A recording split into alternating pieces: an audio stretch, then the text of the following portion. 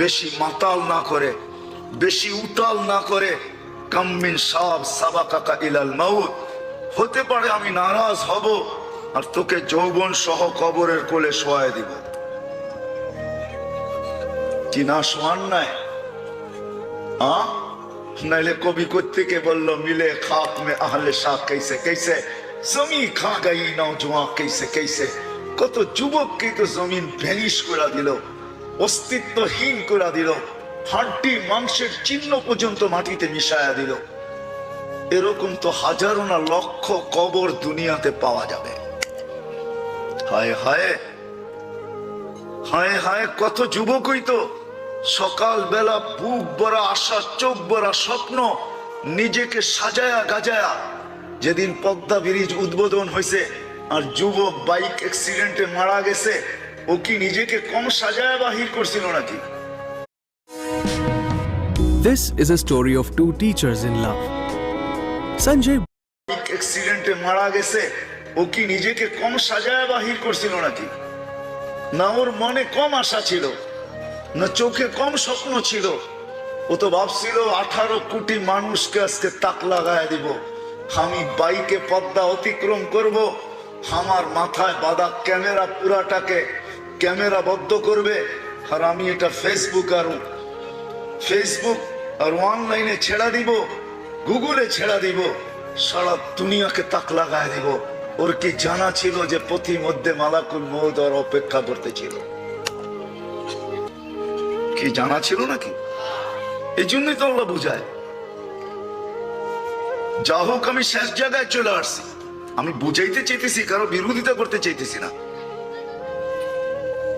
যে মানুষটাকে সবকিছু দিলেন, স্বাধীনতা দিলেন, সমগ্র সৃষ্টি যার অধীন করলেন,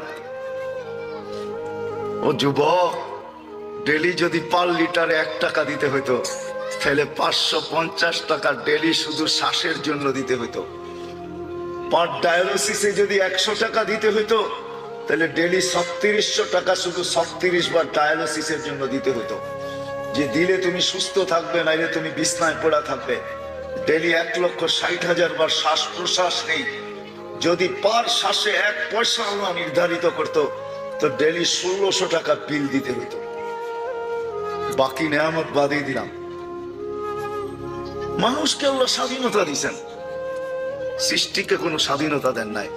সে যদি 24 ঘন্টা গুণ গায়, তো আমার কতটুকু গাওয়া দরকার ছিল? আমার প্রশ্ন এটাই। বিবেককে প্রশ্ন করেন যে আমার কতটুকু গাওয়া দরকার। আরেকটা মজার কথা হলো, সমগ্র সৃষ্টি 24 ঘন্টা গুণগান গায়, গাক না, তাতে কি আসে যায়? কারো কোনো বিনিময় রাখেন না আল্লাহ। কিঞ্চিত পরিমাণ বিনিময় কাউকে দিবেন না। কিন্তু মানুষ, তোমাকে স্বাধীনতা দেওয়া সত্ত্বেও তুমি গুণগান গাইতে দেরি, তোমাকে বিনিময়ের বিশাল বিশাল গাট্টি দিতে দেরি করেন না। বিশাল বিশাল গাট্টি দেন। চলেন আমি 2-1টা হাদিস থেকে দেখাই। সুবহানাল্লাহ উচ্চারণ করতে দেরি, সৌরজগতের অর্ধেক জায়গা নেকি দিয়া ভরতে দেরি হয় না। যদি তার সাথে আলহামদুলিল্লাহ যোগ করা হয়, তাহলে পুরা সৌর জগৎটা নেকি দিয়া ভরা যায়।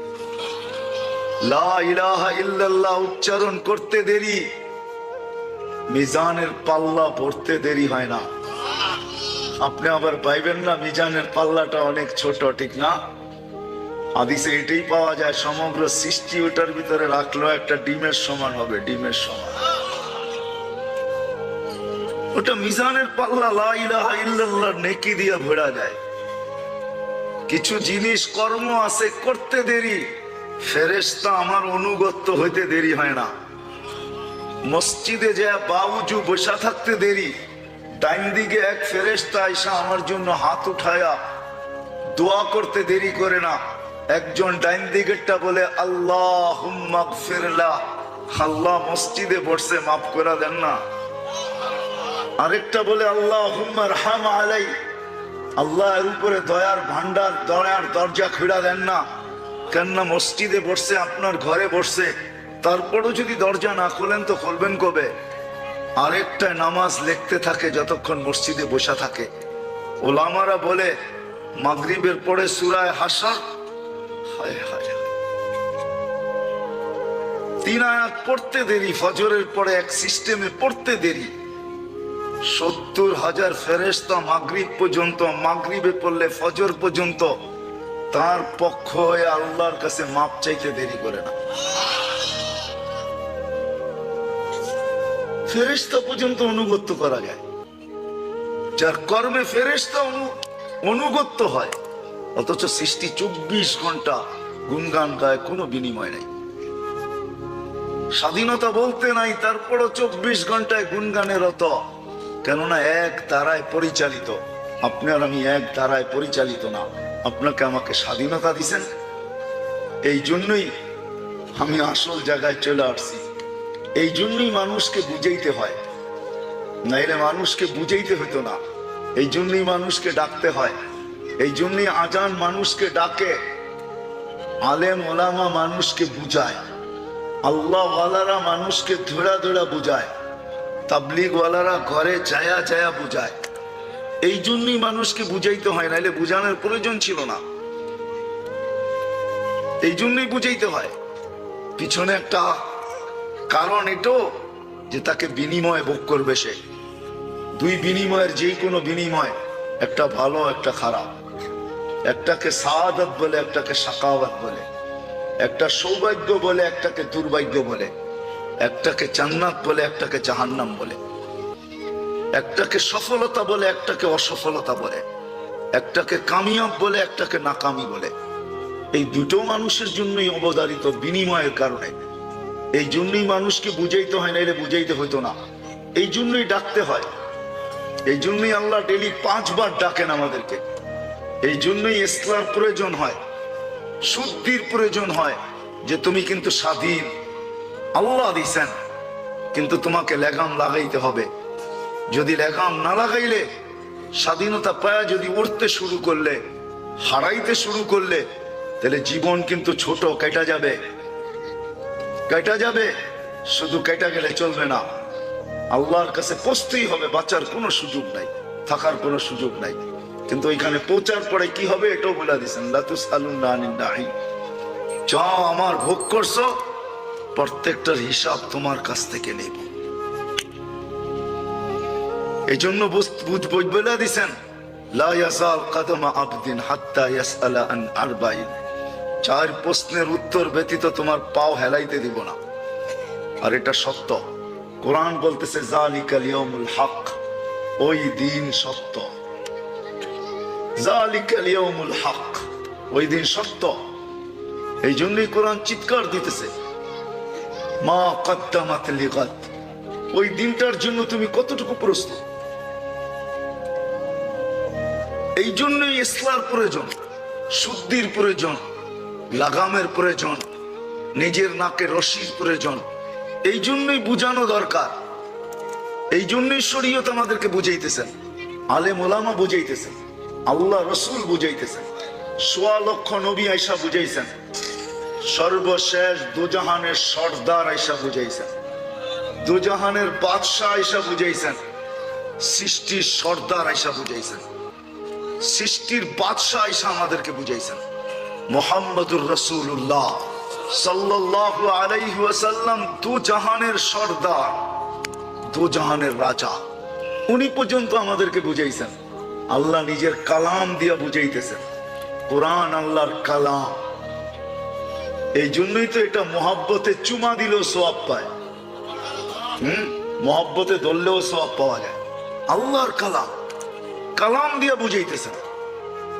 বিদা আমি আসল পাবনার জায়গায় আপনাদেরকে নিয়ে যাই, যেটাকে হুকুম দিয়া চালায় সেটা যদি 24 ঘন্টা গুনগান গাইতে পারে, ও সৃষ্টির সেরা মানুষ, ও বিবেক বুদ্ধিমান মানুষ, ও মানুষ যে নিজেকে বড় বিদ্বান মনে করে, বড় এডুকেটেড মনে করে, ও মানুষ যে নিজেকে বড় উন্নত মনে করে, ও মানুষ যে নিজেকে বড় আপডেট মনে করে, ও মানুষ যে নিজেকে সৃষ্টির সেরা মনে করে, তোমার কতটুকু গুনগান গাওয়া দরকার ছিল, আর তুমি কতটুকু গাও। মুক্ত করি 24 ঘন্টা আল্লাহ। আমি দেখাইলাম 2টা, ইচ্ছা হইলে দেখানো যায়, সময় থাকতো যদি তো দেখানো যেত, যে আল্লাহর কি ভোগ করি আমরা। 24 ঘন্টা সব আল্লাহর ভোগ করি।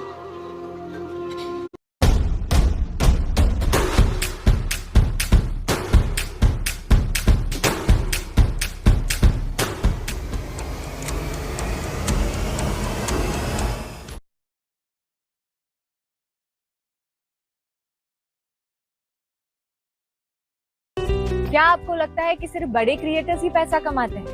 क्या आप अपने वीडियोस को मोनेटाइज ভোগ করি। 24 ঘন্টা সব আল্লাহর ভোগ করি। আল্লাহর রহমতের কানেকশন আমাদের সাথে বিদায় অঙ্গ প্রত্যঙ্গ গুলা পরিচালিত, নাইলে বহুত অঙ্গ দেখানো যাবে। এটা পরিচালনা হওয়ার মতো না কোনো দুনিয়াবি প্রযুক্তি আছে, না কোনো উপাদান আছে। উপাদান বোঝেন? উপাদান যেটার মাধ্যমে চলে, কোনো উপাদান নাই। আমাদের চোখে দেখার কোনো উপাদান নাই, কানে শোনার কোনো উপাদান নাই, মুখে বলার কোনো উপাদান নাই, হাত নড়াচড়ার কোনো উপাদান নাই। চলে তো চলে কি দিয়া? আল্লাহ বলে আমার রহমতের সংযোগ দিয়া চলে, সংযোগ। এই জন্যই হাদিস বলছে রহমতি ইলাইকা নাযিল। 24 ঘন্টা আমার রহমত তোর উপরে নাযিল হইতে থাকে, বর্ষণ হইতে থাকে, রহমতের সংযোগ থাকে। মা যালিকা মাসিয়াতুকা ইলাইয়া সাইদ। আর 24 ঘন্টা তুই আমার দিকে নাফরমানি পাঠাইতে থাকিস। আযকুরুকা ওয়ালা তানসানি। 24 ঘন্টা তোকে সুরক্ষিত করতে থাকি, আর 24 ঘন্টা তুই আমাকে ভুলা থাকিস।